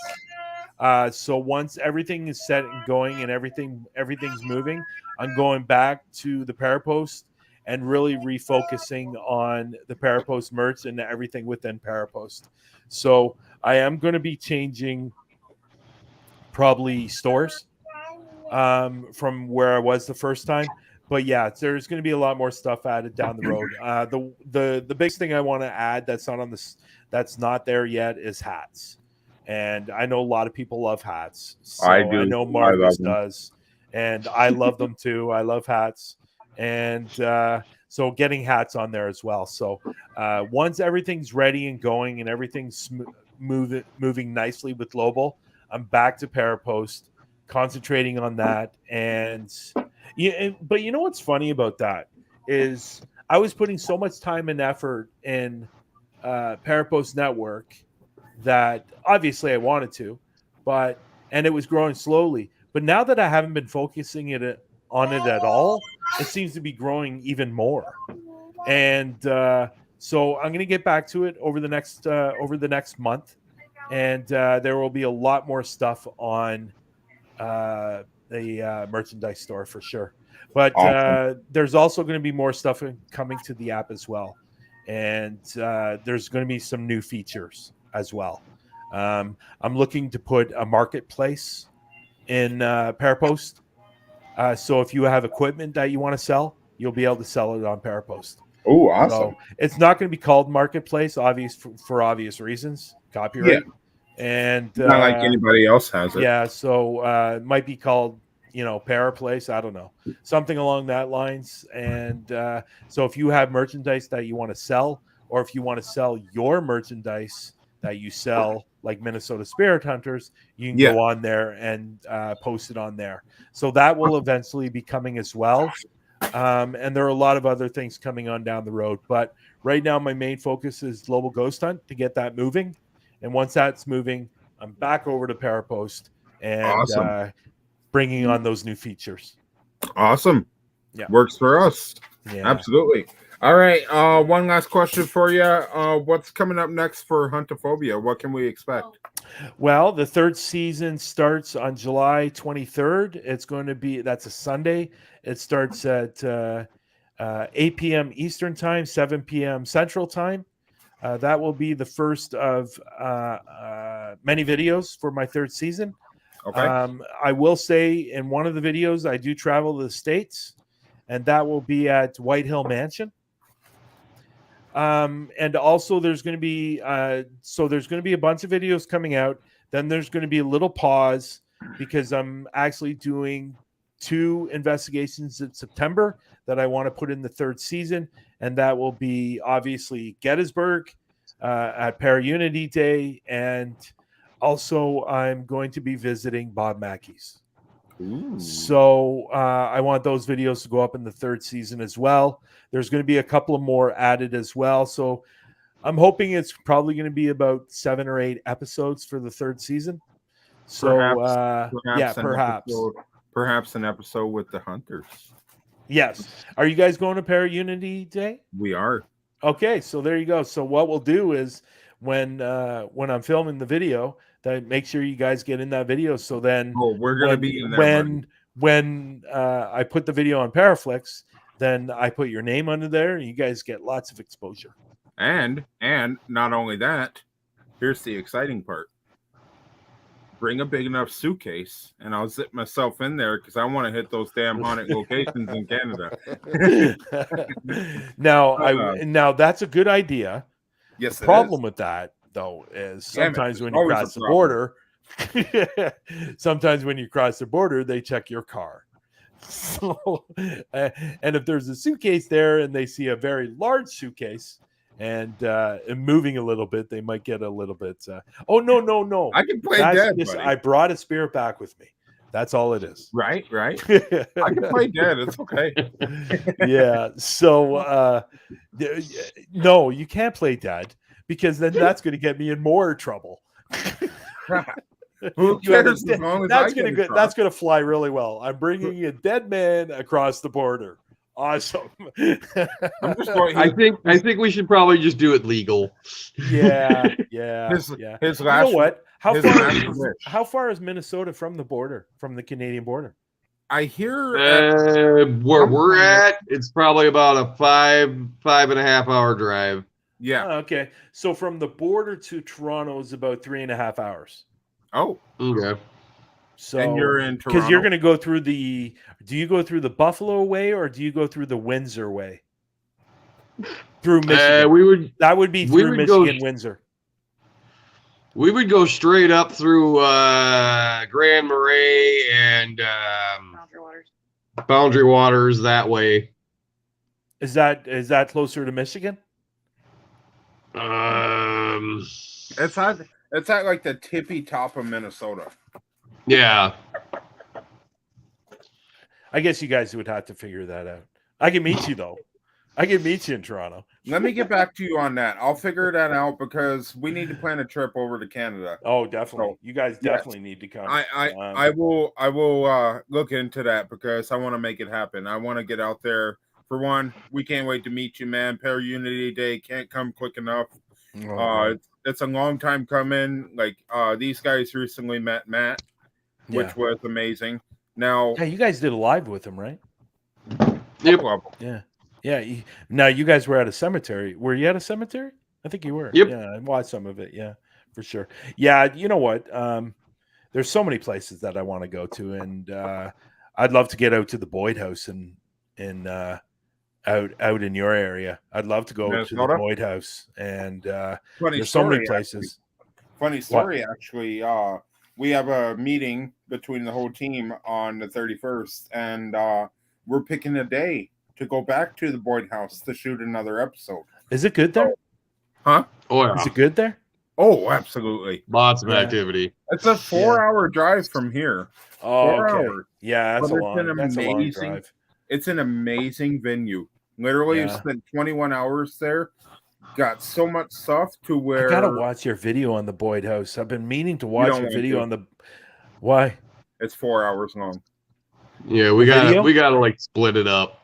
We're splitting it up. So, actually, from where we are right now over to Toronto, it's a 15 hours and 34-minute drive. Oh wow, that's a long. That's it a long. It would be like driving down to Pennsylvania, right? Yeah, you might as well fly. It'd be about an hour and a half. Oh, we've decided we're flying to Para Unity Day. I'm not. Are you? Oh, okay. I'm not driving. Yeah, I think originally I was going to be flying because I have to fly down and meet Angelina and Christina from the Bad to the Bone. Yeah. And then we're going to do Bob Mackey's, and then we're going to drive to Pennsylvania for Para Unity Day. So I think we're doing Bob Mackey's on the 24th of September, and then driving to Pennsylvania. I don't know how far of a drive that is, but I'm assuming it's a while. How difficult is it to get into Bobby Mackey's? Because I've tried before. I think the reason we're getting in because of Raymond. Raymond has a connection, as far as I know, in there. Raymond, if you're watching, buddy, I'm hitting you up. I'm surprised I haven't seen Raymond tonight. Usually Raymond's all over these lives. Maybe he was in the room at one point, but he's usually here. Yeah. Well, Para Unity Day is what, 26th and 27th, ain't it? Yes. 26th and 27th, yes. So we're going to be doing the investigation on the 24th at Bob Mackey's, and then we're leaving there. We'll go back to Angelina's and Christina's, sleep for a little bit, and then drive off to Pennsylvania. Originally, I was going to fly, but I think I'm going to drive because if I fly, that means I'm going to have to drive all the way back to Illinois, and I think it would be better if I just drove from Pennsylvania to the Canadian border. Because oh, by the way, my son is coming as well. Ooh. And with me. So Mason is a great kid. So awesome. Gettysburg from where Matt was is about a 2 hour and like 2.5 hour drive. Okay. And he said he's like 10 minutes from like where the fairgrounds is, where Para Unity Day is going to be. So yeah, it's going to be a lot of fun. It's going to be. Yes, it is. I think I think doing the investigation with Gettysburg is going to be a lot of fun. But I think where we're going to have the most fun is meeting everyone. Oh, absolutely. Yeah, and that's what this is all about too. I've even yet to meet Matt, so I'm excited about that. Yeah, it's almost like me and Lex. We were we did in March when I went to the UK, but we'd known each other for a year and a half before we actually met, and it was great. It was great meeting Lex for the first time in last March. But yeah, so when it comes to Huntaphobia and ParaFlixx, once the third season comes out, I will be working on the 4th and 5th, and now those will be nothing but UK videos. Okay. So the 4th season and 5th season will be nothing but UK. Awesome. So, yeah. Awesome. Yeah, it's a lot to look forward to when it comes to Huntaphobia and ParaFlixx. Absolutely. So, yeah. All right, guys. Well, you guys know what happens at the end of MNSpiritCast, right? Uh-oh. Burning question.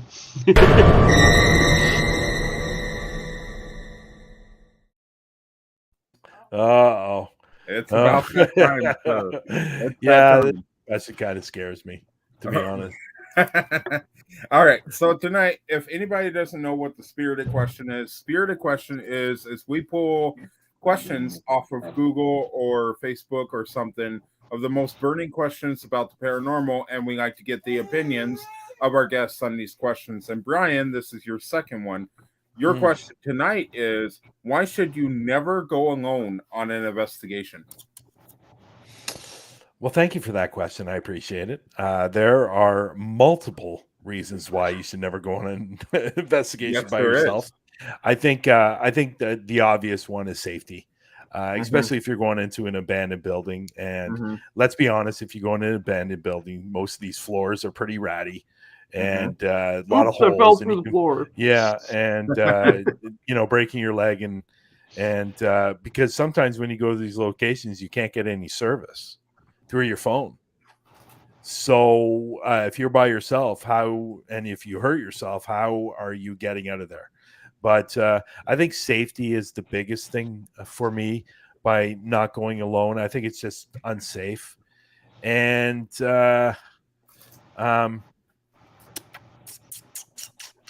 you know what? I think that's the main thing. I think safety. I think safety for me is the biggest one. It's just not safe. And especially if you're going into a situation where it's not something to do with the place, it has something to do with what's inside the place. Let's say you walk into a place and again, people, I don't like this word, demonic, and you get attacked and something happens to you. It's not good. It's not good at all. And what are you going to do? And let's say, for example, and again, I'm not big on this, the whole possession thing, but let's say it happens. Right. So there's so many different reasons why you shouldn't be going by yourself. And, the biggest one for me is safety. Yep. Now, which means we don't do alone challenges under bridges. Exactly. And I haven't done one since. I've only done it once, actually. Right. Actually, no, that's wrong. I did it twice, actually. I think there is a difference between, going to a location by yourself or being at a location with a team and going into a room by yourself. Yeah, for sure. Definitely. For sure. Because there's somebody still with you, right? Yes. So, yeah. So if you and I think the best time to do that, like there's an episode coming on ParaFlixx that I did a residential house, and I was in the bedroom by myself. And now, obviously, the whole thing can't be on the video on ParaFlixx, but in that room, I captured 38 EVPs. Wow. And we even captured the door opening up. Oh, wow. And right before the door opened up, we captured an EVP. So that's completely different if you're in a room by yourself, especially let's say if you want to do the Estes method. You know what I mean? Like you'll sit in a room by yourself and you go in another room and ask the questions, and hopefully something comes through the SB7 or whatever spirit box you're using. So that's different. I think what I'm referring to is like actually going by yourself, driving there, going there by yourself, and stuff like that. It's just not safe. So exactly. Especially, and I'm not talking spirit wise. I'm talking just safe in general, because a lot of these places are falling apart. And you don't want to hurt yourself and somehow get stuck and unable to call anybody, unable to reach anybody. And, I will say those 2 times that I went by myself, I did text somebody when I got there. Yeah. And I text when I left.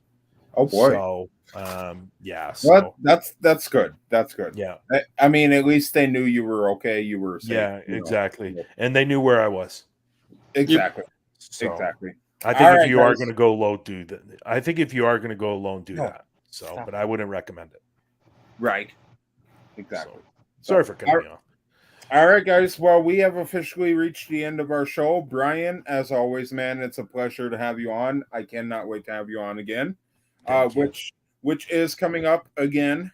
You and Lex will be right back here to promote Through the Lens, and we can't wait for that show. That's going to be fun. Before we go off the air, I would like to bring you guys on Through the Lens. When can that happen?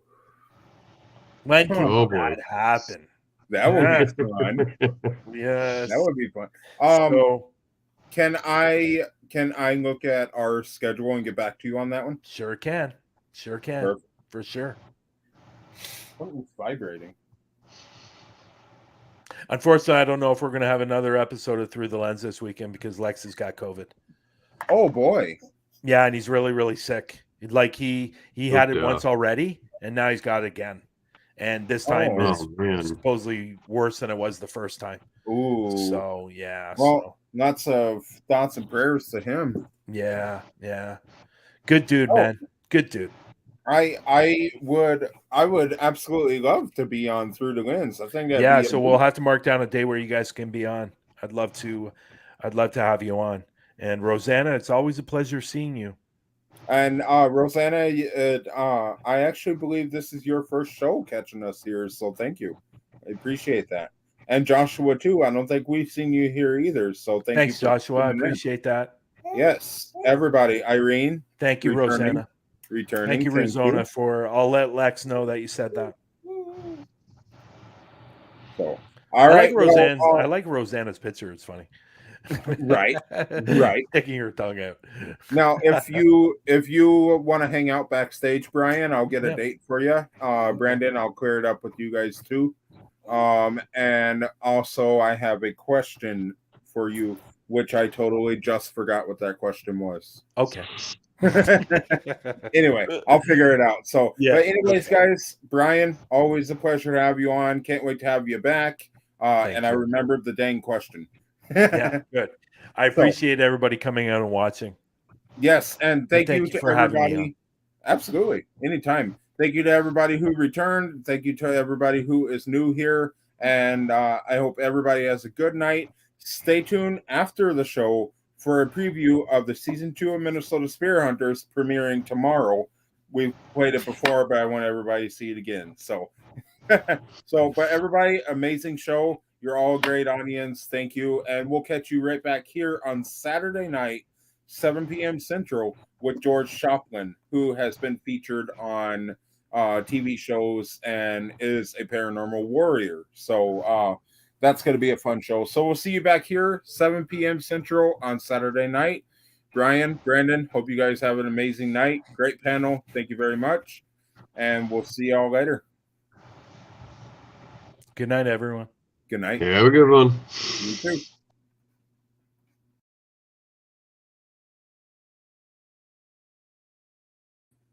And I almost forgot to say happy hunting.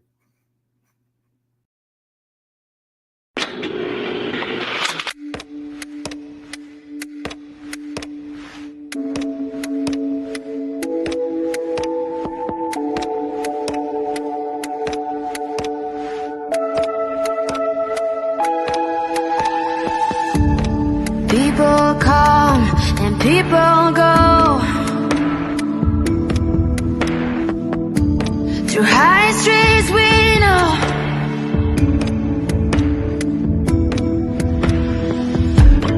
Dark and light, day and night. No one knows what the future will bring. All or nothing. Gotta mean something when you're misunderstood. Gotta mean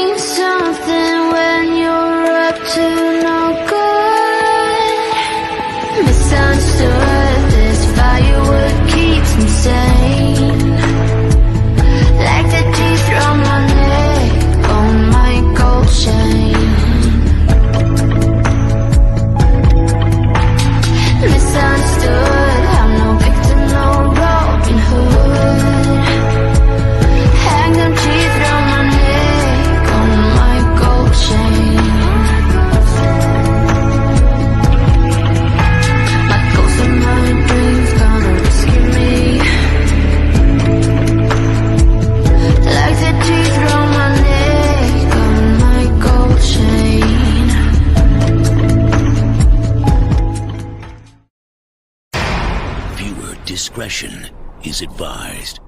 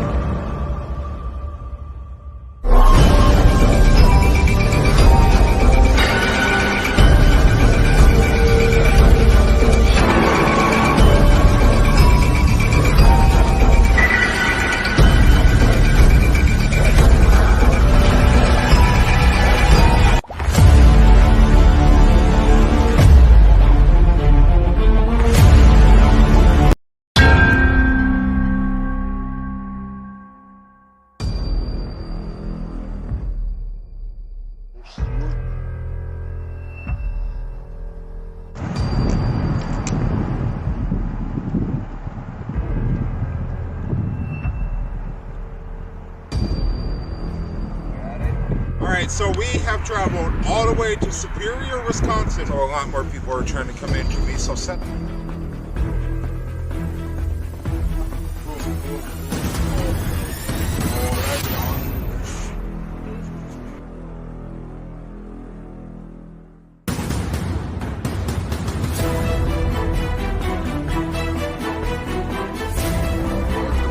They like that lurker box, man.